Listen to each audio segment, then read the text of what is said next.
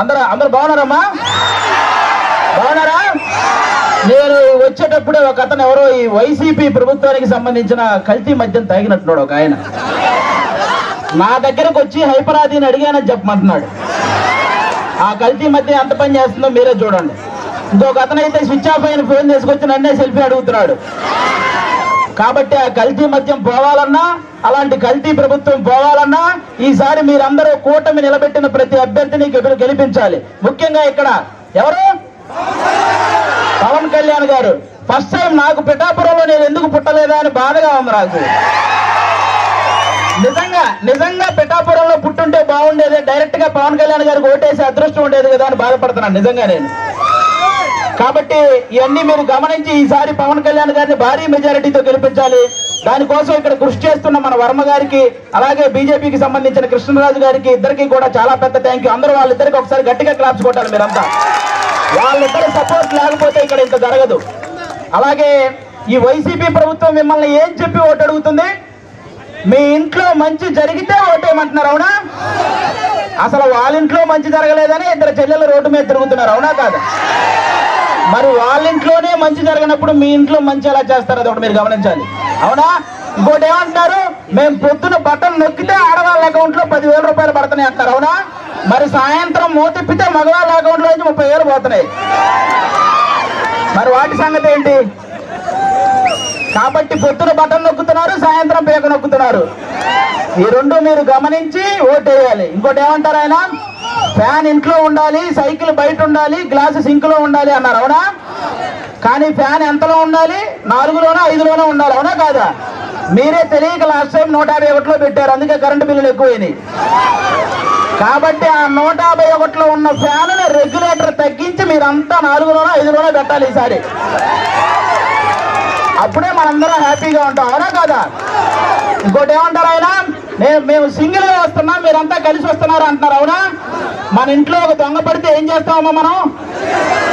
ఒక 3-4 కలిసి తరిమి కొడతామా లేదా? మరి రాష్ట్రంలో ఇంతమంది గజ దొంగలు పడితే మరి తరిమి కొట్టాలా లేదా అమ్మా మనందరం? మరి కలవాలా లేదా?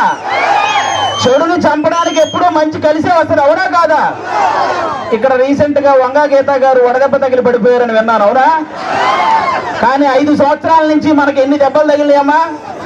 వడదెబ్బల కంటే పెద్ద దెబ్బలు తగిలినాయి. మీరు ఆలోచించాలి, ఈ రాబోయే 10 రోజుల్లో 151 మందికి ఎక్కడొకక్కడ వడదెబ్బ తగిలి పడిపోతూనే ఉంటారు.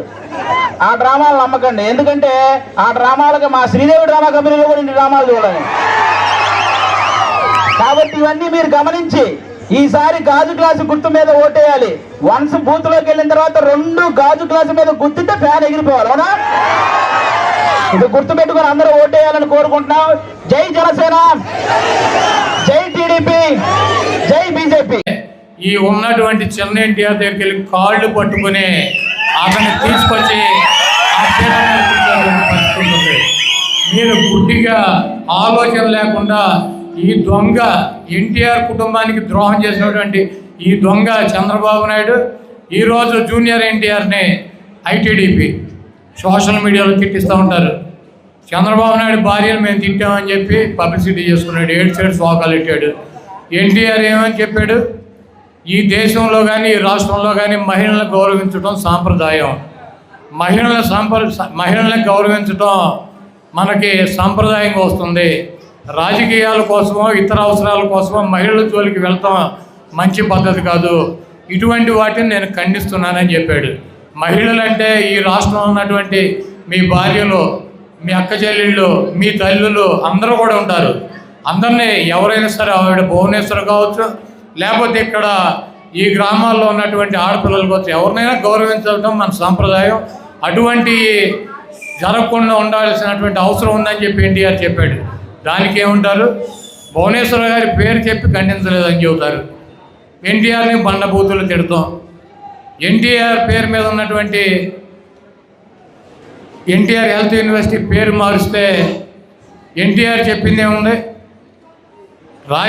ఎన్టీ రామారావు, రాజశేఖర రెడ్డి గారు స్వయంగా ప్రజల్లో పేరు ప్రఖ్యాతులు తెచ్చుకున్నటువంటి గొప్ప నాయకులు. రాజశేఖర రెడ్డి గారి పేరు పెట్టినందువల్ల, ఎన్టీఆర్ పేరు తొలగించినందువల్ల రాజశేఖర రెడ్డి గారికి వచ్చేటువంటి లాభమో గౌరవం లేదు. ఎన్టీ రామారావు పేరు ఒక యూనివర్సిటీకి తీసేసినందువలన ఆయనకి పోయేటువంటి పేరు లేదు, ప్రఖ్యాత లేదు, ఇది మంచి సాంప్రదాయం కాదని చెప్పాడు. దీంట్లో తప్పేంటి?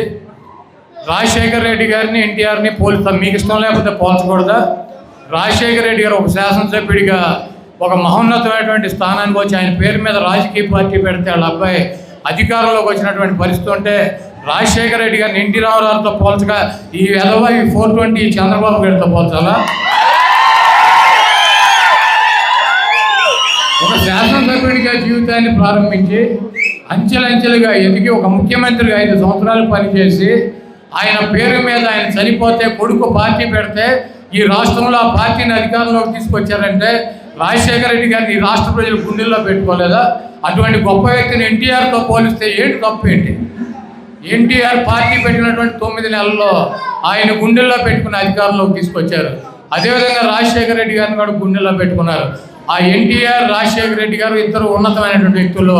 ఒకళ్ళ పేరు తీసి ఇంకొకళ్ళ పేరు పెడతాం వలన ఆ పేరు తీసినటువంటి వ్యక్తికి పోయేది ఏమీ లేదు, పెట్టినటువంటి వ్యక్తికి వచ్చేది లేదని చెప్పి ఇది మంచి సాంప్రదాయం కాదని చెప్పి ఎన్టీఆర్ చెప్పాడు. దానికి పనికి మాలినటువంటి వెధవలు ఈ 420 బ్యాచ్ ఈ తెలుగుదేశం పార్టీ కుక్కలో ఎన్టీఆర్ని అమ్మని, చెల్లిని, భార్యని తిడతారు. ఈరోజు సిగ్గు లేకుండా ఇదే వెధవలో ఎన్టీఆర్ అభిమానుల ఓట్ల కోసం ఎన్టీఆర్ జెండా పట్టుకొని తెలుగుదేశం పార్టీ మీటింగులకు వెళ్తే తరిమి కొట్టినటువంటి ఈ వెధవలు ఈ 420 నా కొడుకులు ఈరోజు ఎన్టీఆర్ జపం చేస్తారంటే దట్ ఈజ్ ఎన్టీఆర్. ఈరోజు మీరందరూ కూడా ఆలోచించుకోండి. నేను ఎన్టీ రామారావుకి భక్తుడిని. నందమూరి హరికృష్ణ గారితో కలిసి తిరిగా నా గురువు, నా దైవం. ఎన్టీ రామారావు నా రాజకీయంగా నాకు జన్మనిచ్చినటువంటి వ్యక్తి అని అనేక సార్లు చెప్పా. నేను వైసీపీలో ఉండి ఈరోజు వైఎస్ఆర్ కాంగ్రెస్ పార్టీలో ఉండి నేను తిరిగేటువంటి ప్రచార రథానికి దమ్ముగా, ధైర్యంగా ఎన్టీఆర్ రాజశేఖర రెడ్డి గారు 2 ఫోటోలు అంటించుకొని తిరగలిగినటువంటి దమ్ము, ధైర్యం ఉంది. ఎన్టీఆర్ కుటుంబంతో ఎన్టీఆర్లకి, హరికృష్ణ గారికి, వీళ్ళకి నాకు ఉన్నటువంటి సంబంధం, బాంధవ్యం విడదీయరానిది. వాళ్ళ కోసం నేను, నా కోసం వాళ్ళు అనేక త్యాగాలు చేసాం, కార్యక్రమాలు చేసాం. ఈ రాష్ట్రంలో ఎన్టీఆర్, వైఎస్ రాజశేఖర రెడ్డి గారు ఇద్దరు నాకు 2 కళ్ళు. అదేవిధంగా జగన్మోహన్ రెడ్డి, జూనియర్ ఎన్టీఆర్ నాకు 2 కళ్ళు.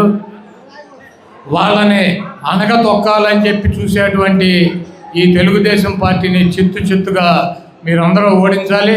అదేవిధంగా ఎన్టీఆర్కి భక్తులు ఎవరు? ఎన్టీఆర్కి భక్తులు ఎవరు? ఎన్టీఆర్కి భక్తులు ఈ రాష్ట్రంలో 100% గౌడ సామాజిక వర్గం ఎన్టీఆర్ని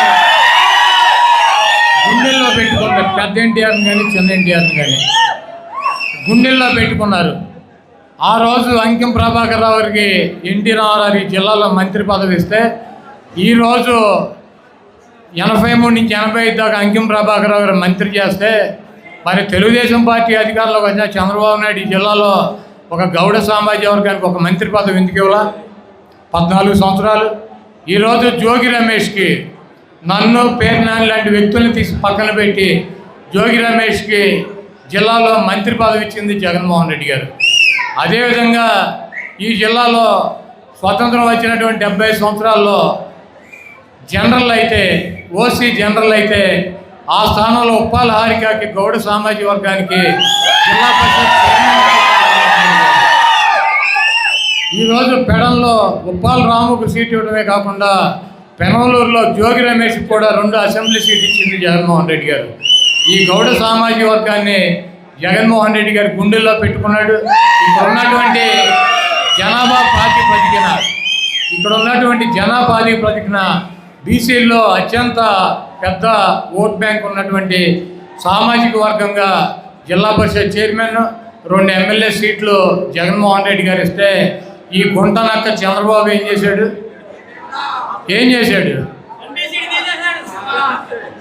పెడల్లో ఉన్నటువంటి సీటు ఉంచాడు.